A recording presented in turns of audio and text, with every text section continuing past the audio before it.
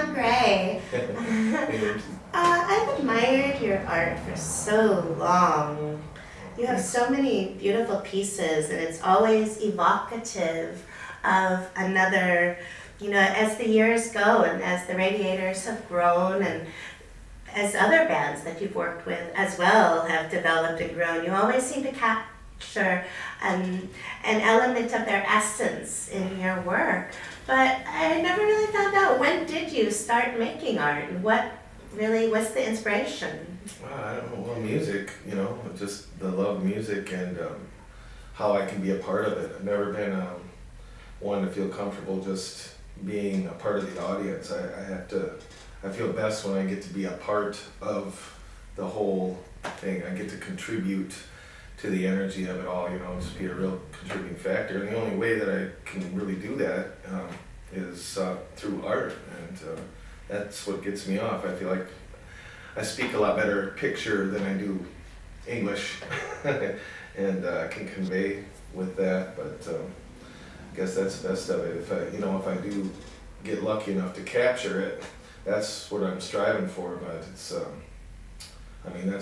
that's the best of it. If you're able to capture it, where someone can look at it and bring them right back to that moment, of that band or whatever feelings they have around it. Mm. So, some things. How old were you when you first started? Professionally, I was 23, I think, when I started, and then tried to do the regular thing in my art, the regular day-to-day. That lasted about a year and a half, and I just had to go for it.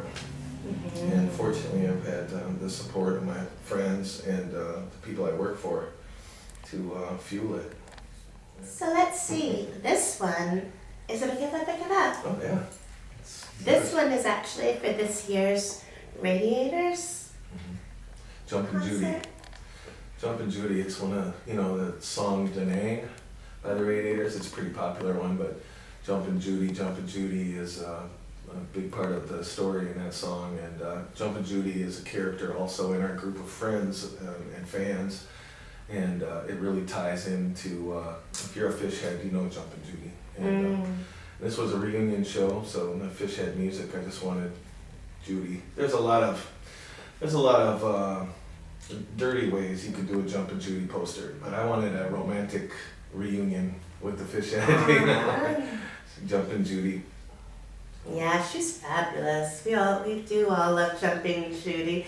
She's got such a delightful, youthful spirit. Yeah. Seems like the years just can't touch her, It's just, she remains. And I think that's part of the essence of the music, It's like, as we delve into the music, I think it very much keeps us alive and youthful and keeps our vitality, strong. And I think that was a beautiful rendition of her. She looks, and that gorgeous fish. I guess the Radiators, we call ourselves fish heads, as a culture, as a tribe, and I don't really know where the fish heads. Their recording label, their early recording label was Fish Head Music. That they put out their first album with, I believe, and so it's just kind of stuck. Even before the PH Fish band, they're fish heads, but yeah. And plus, have you seen Ed Volker? I mean, he looks like a fish. his head is a fish. He's a fish head. So. Yeah, it's true. And I think too, when you see everybody dancing together, it's like we're a swarm of fish, just in the ocean, everybody doing their own dance and having a really delightful time. Women in it. It's fabulous. Yeah.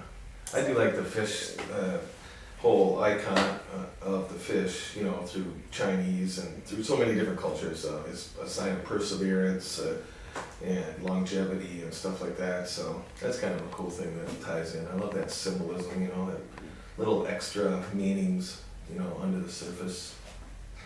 Well, there's been great longevity. I mean, how long have they been playing now? 30 years? 38 years. Whoa, As 38 years. The 28th of this month. Wow. So, yeah. That's fabulous. I mean, families have grown up under the Fish banner, and we are a family. It's huge and it's international, and people come from all over the world to see the Radiators. And I love seeing bands that work together that long, too. The way they communicate on stage, it's just, they don't have to say anything. They can just look at each other and be like, oh, you're going there? You're going there? Like the Allman Brothers is a good example. Those boys work so well together. They don't even have to. They just know, because they've been through it so many times together. It's like it's another band that's been a real treat. Kurt West introduced me to that, and then from there I got to befriend Derek Trucks, and me and Warren Haynes. Warren Haynes, I can't tell you, just such a beautiful person, and everybody's tried to put him on the Jerry Garcia pedestal, on so many different pedestals, and he's still just right down to earth, order a pizza with you, shoot the shit, whatever, just a real grounded guy. oh, great. Yeah, same with the Radiators, I guess, sometimes people must have to go through that, everybody telling you you're the greatest, and then get beyond that to where you're just back to a normal person. I think I'd fall for it. Limos and who knows what it's about. Because, like I said, speaking English, a lot of people listen. But they sure listen to my pictures. It's just a great feeling. Oh, we definitely listen to you, Sean Greg, as well. You're a very special soul, and I think you really emulate that. I don't know, family, I think one thing that we learn under the banner of all of this music is what really makes life work, and our community and our friendships. And, we're coming together for the music, and we're having a fabulous time, and we're dancing, but we're not just dancing with the bands, we're dancing with each other. And, it's our love that really propels us and keeps it so strong for so long, It's amazing, and you're so much a part of that, When did you first come upon the Allman Brothers? Oh, I was raised with the Allman Brothers music, but when I started trying to get national acts, get my art into some national acts and get it out there more, I started approaching bands like that where I'd just be at the concert and I'd finagle my way backstage and try to find their road manager or whoever I could talk to, and then all of a sudden be introduced with the band eventually through the art, and then the human stuff takes over, just normal people, I can think of a few friends that would be like, don't you dare talk about the Allman Brothers like they're normal people. But that's an important part of it, If I'd have been running up to them going, oh my God, you're so awesome, I'm your best fan, can I do some artwork for you? And when I get out of here, kid, Right. But being there on that human level, like, what can I do to help this thing you're doing, So, they listen to that. They probably get way too much of the other crap. But yeah. When did you first move to New Orleans? 2000, I think, when I first started moving here, and it was like Anders Osborne band. I started doing some artwork for them. I had a connection through Timmy the Freak, the Weekly Freak. I was working for that publication, and he introduced me to Anders, and then Anders introduced me to, Kurt Joseph was playing with him. Kurt Joseph introduced me to Dirty Dozen Brass Band. The Radiators needed stuff. Tipitina's started hiring me to do their benefit concerts and stuff like that, and then it was just, I can't leave. There's too much going on. If I leave, I'm gonna miss something. It is like that here. There's always something going on, and it's fabulous. Even as our culture changes and we've lost a number of phenomenal performers, it seems like there's such a strong pulse inside of New Orleans, and new art comes up. Like Raw Oyster Cult is a new rendition of the Radiators, which also includes members of Johnny Sketch and John Grow from Papa Gro's Funk. Oh, you mean John Grohl? Yes, exactly. exactly. I love that guy. I gotta work on my French pronunciation of it, but yeah. John Group. Yeah, we're spoiled. We are really spoiled right in this city. I remember meeting Trombone Shorty when he was like 16 years old, and he had just won the Offbeat Award that night, and he was so shy. He was up against the wall, and we were just talking, and I mean, what a delightful, beautiful, brilliant spirit he is. And you know, I just love that someone like him is getting out now and, you know, becoming so popular amongst the next generations, because to fuel this music and to keep it going, you know, in the generations to come, it's more than just music. Again, as I said earlier, it is a culture, and all of these people are representations, and you know, ultimately every person, audience and band, holds our torch in the community and keeps the fire lit, you know. But yeah. Ambassadors, I think. Trombone is a real ambassador for New Orleans. Hi. So I want to bring your attention to this Raw Oyster Cult poster. Yeah, that was their first show ever at Tipitina's. 11/11/11, November 11th, 2011. And they always start their show at 11/11. I don't know why, but I like it. So I got, that was great. Getting 12 ones in a row was pretty fun. I always like to put little treats in there, you know, little extras in there, you know, like there's 11/11 on the clock, for instance, you know, and the radio has got ROC for Raw Oyster Cult, and just yeah, little hidden things really are fun for the fan, you know.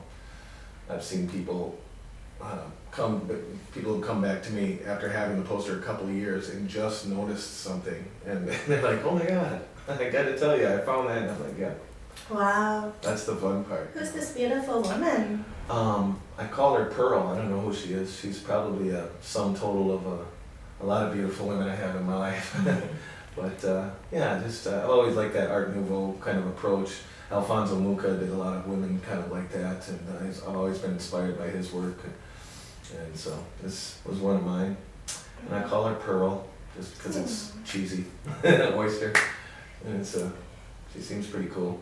And she's even wearing her beautiful strand of pearls. Yeah, I wanted her to kind of be swooning, you know. She's listening to the music and it's taking her. She's on a fainting couch, you know. That's what I was going for anyhow. Beautiful. Yeah, it's really fun to be able to tell little stories, little intimacies that, you know, the fans really like. I mean, I really like it.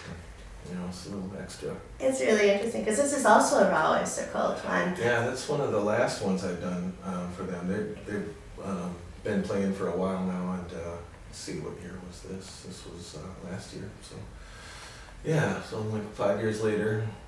Yeah, this one was fun. We got some New Orleans. I got the chicken foot and the gris-gris bag. You know, some real New Orleans kind of voodoo, good magic, and.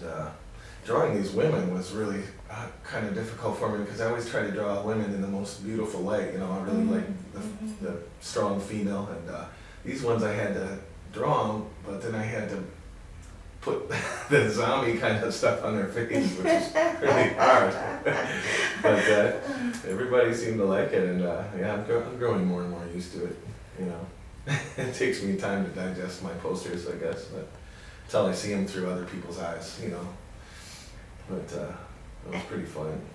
It's interesting because that's one of the reasons that I picked this one up after that one, because it's a beautiful contrast, you know. It's like each one is a paradigm unto itself. Each one has elements of culture and music and tells a story in its own right, but they're very different. So your ability to be so abstract in different directions is really brilliant. Yeah, that's my goal. I don't always hit it, but custom illustration, I mean, is the basis of it is, you know, someone telling me what they want to see. They've got a picture in their head, and I translate it to an image, and if I nail it, that's the biggest payoff, you know, if you get it. You don't always get it, but I'm going to put on this tombstone here in the cemetery is Disco. I killed Disco on that poster. Oh boy, that's funny. Death to Disco. Yeah, that was a fun That's piece. brilliant. And I took the boys' guitars. I've seen pictures of them. I really did. Those are their guitars. And that was Beautiful. fun. Aww. Thanks.